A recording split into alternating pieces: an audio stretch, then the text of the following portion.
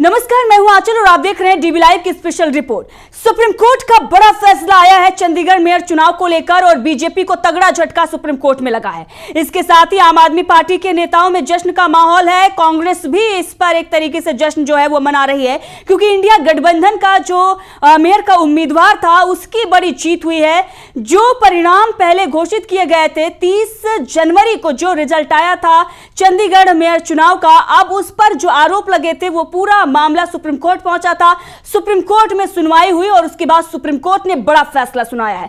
Supreme court ने India गठबंधन के पक्ष में फैसला सुनाया है। इंडिया गठबंधन का जो उम्मीदवार था कुलदीप कुमार, उसे मेयर घोषित किया है और बीजेपी के मेयर ने पहले ही इस्तीफा दे दिया था, मनोज सोनकर ने। तो बीजेपी को करारा तमाचा सुप्रीम कोर्ट में लगा है और इसके साथ ही बड़ी जीत कांग्रेस की और आम आदमी पार्टी को है। ये वीडियो आप देख रहे हैं, ये वीडियो जो है वो रिटर्निंग ऑफिसर अनिल मसीह की है, जहां पर वो 8 वोटों को अमान्य घोषित कर रहे हैं। ये 8 वोट जो है वो विपक्ष के थे, आम आदमी पार्टी और कांग्रेस के वोट थे जो कुलदीप कुमार को मिले थे, उनके पक्ष में ये वोट पड़े थे। यहां पर क्रॉस लगाकर वो अमान्य घोषित कर रहे हैं। यह मामला जब सुप्रीम कोर्ट में पहुंचा तो सुप्रीम कोर्ट ने टिप्पणी करते हुए अनिल मसीह से साफ सवाल किया कि आपने कैसे क्रॉस कर दिया, जिसके बाद अनिल मसीह के वकील ने यह कहा कि देखिए, हमें तो पता नहीं था, हमारे जो अनिल मसीह हैं उन्हें पता नहीं था, उन्हें समझ में नहीं आया कि ये अमान्य है या मान्य है। एक तरीके से गड़बड़ी जो है उनको नजर आई थी, जिसके बाद उन्होंने क्रॉस लगाकर अमान्य कर दिया।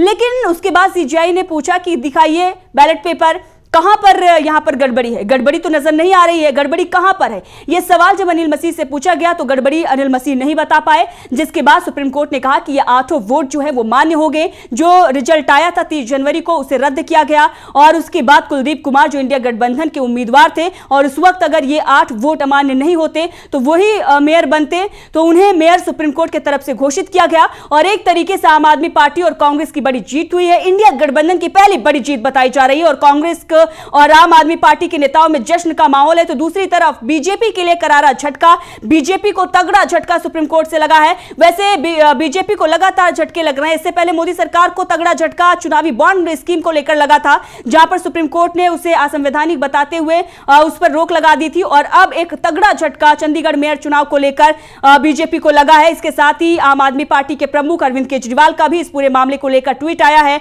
और उन्होंने सुप्रीम कोर्ट का धन्यवाद अदा किया है और राहुल गांधी का भी बड़ा बयान है। लेकिन सबसे पहले अरविंद केजरीवाल का जो ट्वीट है वो आपको बताते हैं कि क्या कुछ उन्होंने कहा है।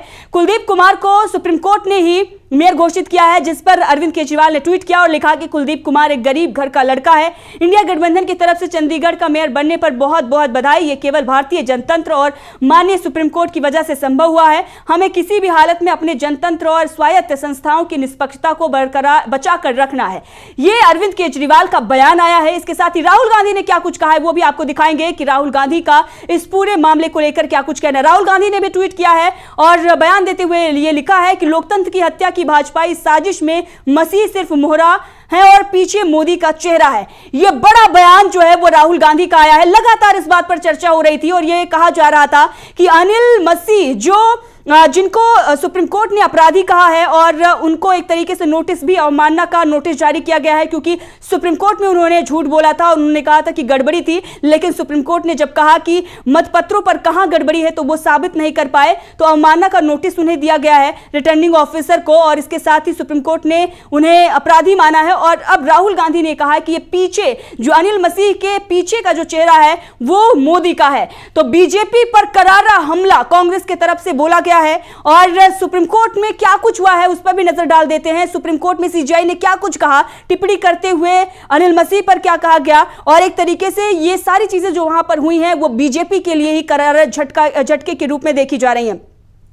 दरअसल जो चंडीगढ़ प्रशासन है वो एक तरीके से ये चुनाव दोबारा कराने की अपील जो है वो कर रहा था, लेकिन सुप्रीम कोर्ट ने यह साफ कर दिया कि अगर यहां पर दोबारा चुनाव होते हैं तो आप देखें किस तरीके से बीजेपी ने तोड़ फोड़ जो है वो शुरू कर दी थी।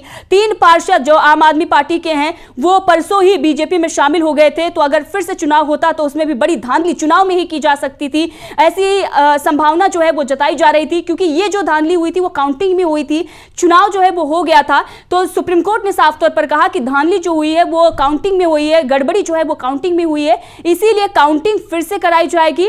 और इसके साथ ही जो 8 वोट अमान्य है उसे मान्य करते हुए उन्होंने कुलदीप कुमार को ही डिक्लेयर कर दिया कि वही विजयी हैं, वही मेयर है। और इसके साथ ही सुप्रीम कोर्ट ने यह भी कहा कि ऐसे में दोबारा चुनाव कराने या फिर वोटों को दोबारा गिनने की जरूरत नहीं है। और उसके बाद फैसला जो है वो सुप्रीम कोर्ट की तरफ से आया और उन्होंने अपराधी मानते हुए अनिल मसीह को, कुलदीप को ही उन्होंने मेयर घोषित किया।